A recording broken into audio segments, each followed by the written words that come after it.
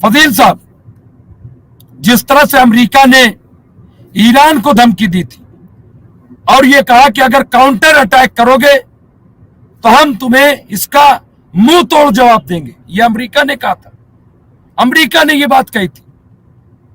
अब जो ईरान के supreme leader Ayatollah Syed Ali खामनाई, जिनके एक आवाज पे 40 लाख लोग मैदान में आ गए, नमाज पढ़ने आ गए, नमाज जुमा में आ गए, कफन पहन के लोग आ गए, उनको अमेरिका ने धमकी दी तो उन्होंने कहा कि हम इजरायली नहीं, अमेरिका को भी जवाब देंगे, अमेरिका को भी नहीं छोड़ेंगे। ये जो ईरान ने कहा है, इसको फजील साहब कैसे देखते हैं? ये कितना बड़ा आयतुल्लाह सैयद अली खामनाई का बयान है।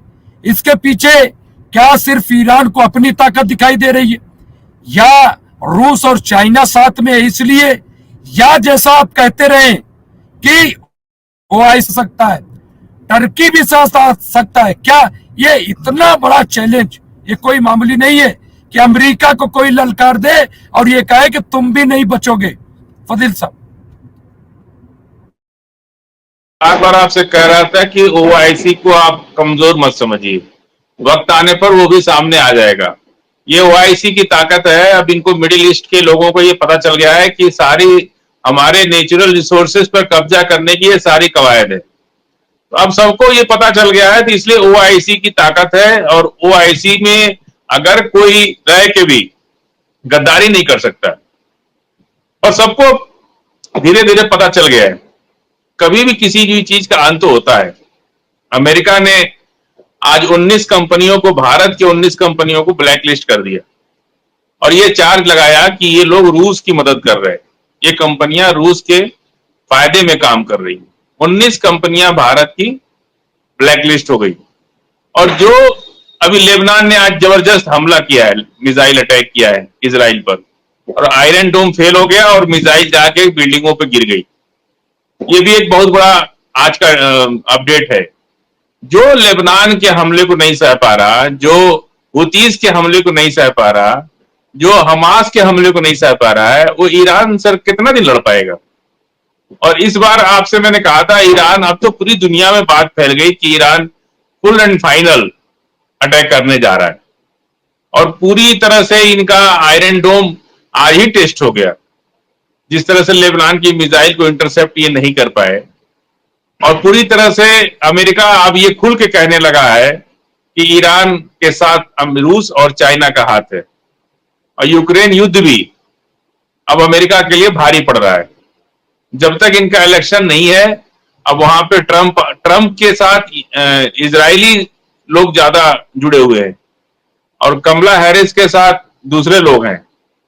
तो ये इलेक्शन भी बहुत ज्यादा निर्भर करता है कि कौन जीतेगा। इस फिलिस्तीन के मसले को लेकर के अमेरिका की राजनीति भी डगमगाई हुई है। वहां भी स्थितियां साफ नहीं हो पा रही हैं कि कौन जीतेगा और जीतने के बाद किसकी क्या पॉलिसी होगी। ट्रंप भी कभी तो इजराइल के खिलाफ बोलते हैं, कभी फेवर में बोल देते हैं, कभी कुछ बोल देते हैं। इसलिए अमेरिका अब ईरान जो है समझ गया है कि असली दादा जो है ना, उसको अब अटैक करो। जब लड़ना तो अमेरिका से ही पड़ रहा है ना, इजराइल में भी तो अमेरिका से ही लड़ रहा है। ईरान को या लेबनान को जो लड़ाई हो रही है, उसके पीछे तो अमेरिका ही खड़ा है। तो डायरेक्ट इनडायरेक्ट में तो लड़ाई आप अमेरिका से ही लड़ रहे हैं। तो जब अमेरिका से लड़ाई लड़ रहे हैं, तो ईरान ने कहा है कि अगर हम अमेरिका बाज नहीं आया, एक तो कभी टेबल पे नहीं आने दे रहा है इजराइल को कि भाई मसला हल करो। मसला हल करने की तरफ नहीं है। आज भी रस्सी जल गई, बल नहीं गया। वही हाल इजराइल का है। और अमेरिका जो है बार बार उसको ऊपर से तो अच्छी अच्छी बातें करता है, लेकिन अंदर से।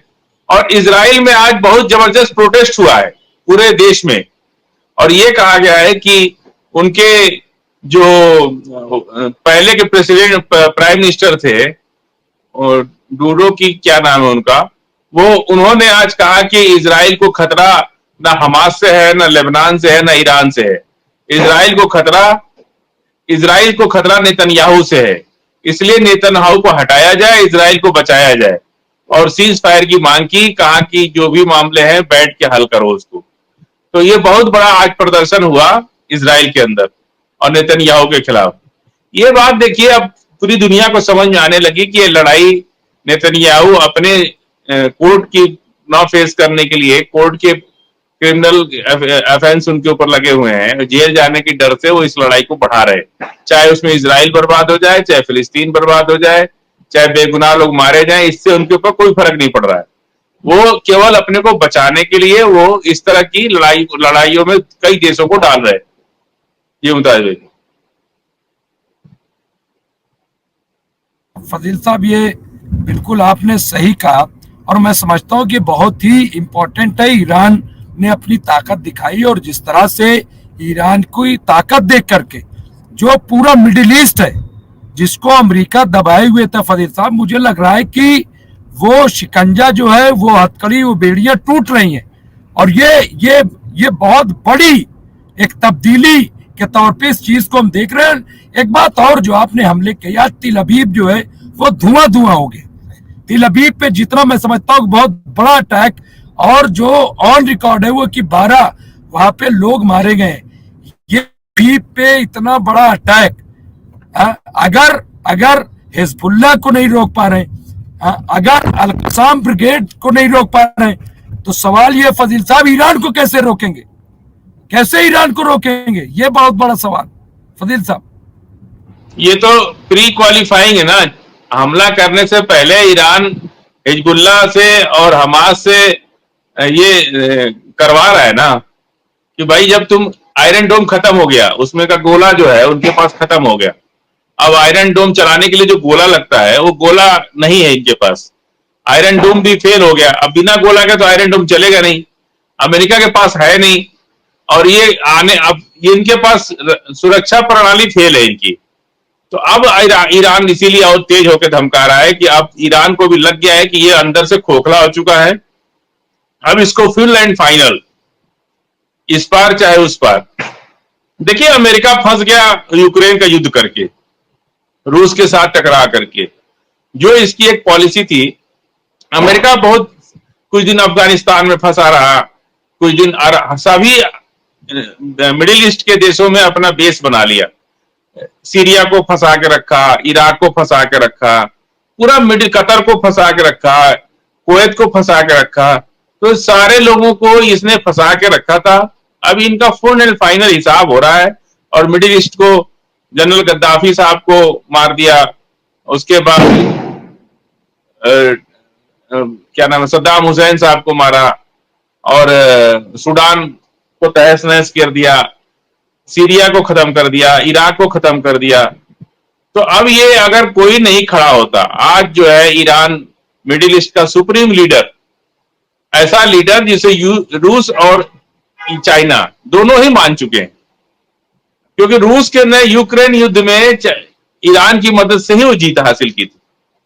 तो ये एक बहुत बड़ा ग्रुप जो है यूएसएसआर के बाद जो है इस एरिया में सबसे बड़ा ग्रुप बनके ईरान उनका सुप्रीम लीडर बनके निकला है, और सभी लोग उसकी लीडरशिप को मान रहे, चाहे टर्की हो, पाकिस्तान हो, भारत हो, और जितने भी कंट्री हैं, रूस, चाइना सुपर पावर है। तो ये सारे लोग, और ब्रिक्स का जो अब कॉन्सेप्ट आ रहा है, धीरे धीरे इसमें अमेरिका बिल्कुल अलग थलग पड़ने जा रहा है, और उसकी अब दुनिया को पता चल गया है कि सिर्फ युद्ध नहीं, करेंसी वार भी होता है, बिजनेस ट्रेड वार भी होता है। अमेरिका का सामान एशिया में नहीं आ पा रहा है, साउथ एशिया में हुतीज की वजह से, लेकिन चाइना का, रूस का सामान उधर चला जा रहा है। और पूरी गैस अभी दिसंबर आने दीजिए, फिर गैस अगर बंद कर दिया रूस ने, तो ऐसे ही यूरोप के लोग ठंडे हो जाएंगे। ये सब चीजें अभी, इसीलिए इजराइल और अमेरिका दोनों घबराए हुए हैं, और इजराइल और अमेरिका घबराए हुए हैं, उतना ही जो है ईरान को मौका मिल गया अपना जबरदस्त एक्शन दिखाने का। 100 एयरक्राफ्ट से इन्होंने हमला उस दिन किया था ईरान के ऊपर, 100 एयरक्राफ्ट से, F-35, F-16 और F-15 तीनों जहाज लगा करके, और 3 तरफ से पूरे ईरान पे हमला हुआ था। लेकिन उनकी मिसाइल ही आ पाई ईरान के अंदर, जहाज तो घुस ही नहीं पाया। अगर जहाज घुसता तो 100 के 100 जहाज खत्म हो जाते। उनका डिफेंस सिस्टम, अपना निजी डिफेंस सिस्टम, अभी S-400 का तो इस्तेमाल ही नहीं हुआ। निजी डिफेंस सिस्टम जो ईरान ने अपना तैयार किया है उससे ही काम चला लिया और पूरी इनकी युद्ध की ताकत खत्म हो गई। फजील साहब, जिस तरह से अभी खबर आ रही कि भाई अमेरिका जो है महाविनाशक वहां पे भेज रहा है असलहे, वहां पे बहुत बड़े बड़े जो है, मतलब इस तरह से जो मीडिया में चलाया जा रहा है, ये घबराहट है। क्योंकि पहले ही की फौज और जैसा कि आपने कहा एयर डिफेंसिव सिस्टम, तमाम चीजें तो भेज चुका है। अब ये महाविनाशक क्या है? क्या ये इनको लग रहा है कि इनकी जो ताकत थी, जो इनका औरा था, वो दुनिया के सामने बेनकाब हो गया है? और सारे लोगों ने देखा कि चाहे रो-3 हो, चाहे वो आयरन डोम हो या थॉर्ड हो, ये सब नाकाम। सवाल ये क्या कर रहा है थॉर्ड? सवाल ये है कि अमेरिका की फौजें जो है इतनी बड़ी बड़ी बातें कर रही थी, कहाँ गई? तो क्या, और तीसरी चीज ये कि क्या लग रहा है कि रूस और ईरान ये एक बड़ी ताकत के तौर पर एक बहुत बड़ा गेम कर दिया है कि जिससे बौखलाहट हो गई है। फजील साहब, एयरक्राफ्ट के अलावा और कुछ नहीं, ये तो सभी मानते हैं। पैदल सेना उनकी है जरूर, पर सक्सेसफुल नहीं है। वो लोग वियतनाम में भाग गए, अफगानिस्तान में क्लस्टर बम गिराया था अमेरिका ने, और इतना क्लस्टर बम गिराया कि अफगानिस्तान की आबादी 25% कम हो गई। आज भी उस बम का असर है कि लोगों के बच्चे कमजोर पैदा हो रहे हैं, अपाहिज पैदा हो रहे हैं। और इतना बुरा किया उस समय पाकिस्तान ने, अपना बेस दे दिया था अमेरिका को, और अफगानिस्तान के बेगुनाहों पर बम गिराया, क्लस्टर बम गिराया, जिसका कोई लेना देना नहीं था किसी भी मामले में। तो वो आतंकवाद नहीं था। कभी भी युद्ध में ये करना ही पड़ता है, और जब अमेरिका करता है तो ठीक है, दूसरा कोई करता है तो आतंकवादी है। तो ये अमेरिका की पॉलिसी है कि पूरी दुनिया को आतंकवादी कहो, उसको बदनाम करो। क्योंकि वेस्ट मीडिया भी एक रोल है, मीडिया का भी रोल है, और वेस्ट की मीडिया को बहुत दिन तक लोग समझ नहीं पाए। अगर वेस्ट मीडिया को समझ गए होते तो ना गद्दाफी साहब मरे होते, ना सद्दाम हुसैन साहब मरे होते। तो ये पूरी लड़ाई जो शुरू हुई, अब उसका अंत भी करीब आ रहा है, और आने वाले समय में अब एक नई ताकत मिडिल ईस्ट OIC निकलेगा। और मैं बता रहा हूं आपसे कि मुझे उम्मीद है कि OIC न सिर्फ एक संगठन है बल्कि एक रीजन बन जाएगा, जिसमें एक करेंसी चलेगी, एक आर्मी होगी, एक ट्रेड होगा। किसी का किसी भी कंट्री में आने जाने के लिए वीजा और पासपोर्ट की जरूरत नहीं पड़ेगी। ऐसा अफ्रीका के लोग भी कर रहे हैं, UAE ने भी किया, और अमेरिका तो पहले से ही कर रहा है। तो उस तरह का आप कॉन्सेप्ट, ये OIC न सिर्फ, अब ये तो इजराइल का एक बीच में इजराइल झगड़ा है, ये खत्म होने वाला है। अब इजराइल का फैसला हो जाएगा, या पूरा इजराइल दे देंगे या फिलिस्तीन को अलग करेंगे। अभी ये जो अब जो लड़ाई शुरू हो रही है, ये दो तरफ से शुरू हो रही है कि पूरा फिलिस्तीन देंगे या पूरा इजराइल देंगे। मतलब फिलिस्तीन, पूरा इजराइल, यहूदी वहां से हट जाएंगे, छोड़ देंगे, या फिलिस्तीन को अलग राष्ट्र बना देंगे। ये दोनों में से कोई एक काम तो होना ही होना है। अगर उन्होंने टेबल मीटिंग कर ली तो आज के हालात जो बन गए हैं, ये लड़ाई इतनी लंबी हो गई, इस लंबी लड़ाई से अब एक फायदा ये होने जा रहा है कि एक तरफ या तो इजराइल से आप मिट जाए, नेतन्याहू को अरेस्ट कर लिया जाए और वो लड़ाई बंद कर दें, उनको अपने को हारा हुआ घोषित कर दें, और नहीं तो फिलिस्तीन को अलग कर दें, अलग राष्ट्र बना दें। कोई झगड़ा नहीं है, लड़ाई वहीं से खत्म होगी, इजराइल जैसे। लेकिन इजराइल कभी भी मानेगा नहीं जब तक अपनी लंका जला नहीं लेगा।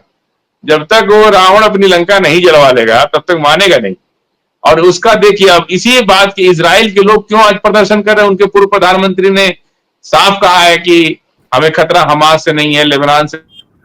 बिल्कुल नहीं कह रहे हैं वहां के लोग।